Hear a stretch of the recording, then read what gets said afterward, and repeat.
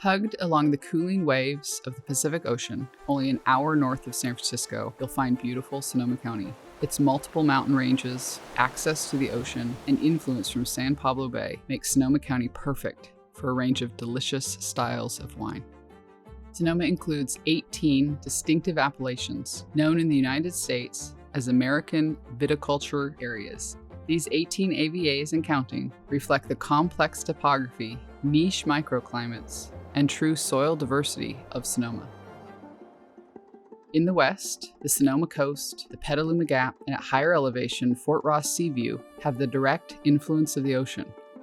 The Pacific Ocean drives everything. It moderates temperatures, it brings the fog, it has enormous influence on rain.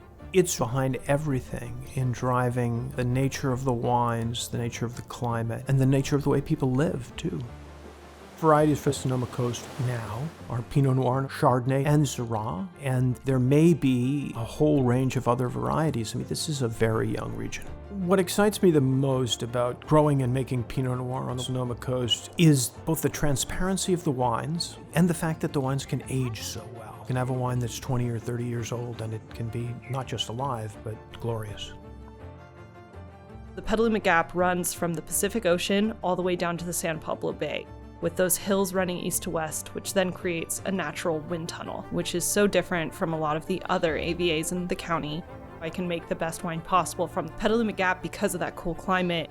The Petaluma Gap is about 75% Pinot Noir, and the other varietals that we are known for are Chardonnay, Syrah, and one of our other star varietals is actually Riesling, which not too many people have realized, but we have some really amazing aromatic whites. All the way east, Bennett Valley, Sonoma Valley, Moon Mountain, and Sonoma Mountain showcase the inland mountains and valleys. We are bordered by two mountain ranges, the Mayacamas to our east and the Sonoma Mountains to our west, with Sonoma Valley in the middle. If you go up the mountains, you get that bigger diurnal shift, definitely cooler, but sometimes you're above the fog line, so it's warmer, longer days up there in some of those places like Moon Mountain or Sonoma Mountain. The more south you get in places like Carneros, it's really more Chardonnay and Pinot Noir. We also grow a lot of Zinfandel and then everything from Merlot to Cabernet, as well as old heritage varieties and field blends from these historic vineyards. Russian River Valley flows from Green Valley in the west to Chalk Hill and Fountain Grove in the east. Together, they speak to the power of fog to create cool nights and still sun-kissed days. Russian River produces grapes in a diverse climate on incredibly varied soils, from marine sedimentary soils to the west in the coastal ranges. They're relatively young geologically, to sedimentary soils, and then volcanic soils to the east. As you move from vineyard to vineyard, the unique qualities of the wine that's produced from each site is really distinctive. It's something that is not reproducible. Moving north, Dry Creek Valley, Alexander Valley, and Knights Valley celebrate warmth. The Rockpile District, Pine Mountain, Cloverdale Peak, and northern Sonoma sit along the northernmost boundaries of Sonoma County. It's kind of a hidden little gem, and you cannot mention Dry Creek Valley without mentioning Zinfandel. There are a lot of mornings where we see that coastal fog, and you'll see it in the hillsides kind of hanging around.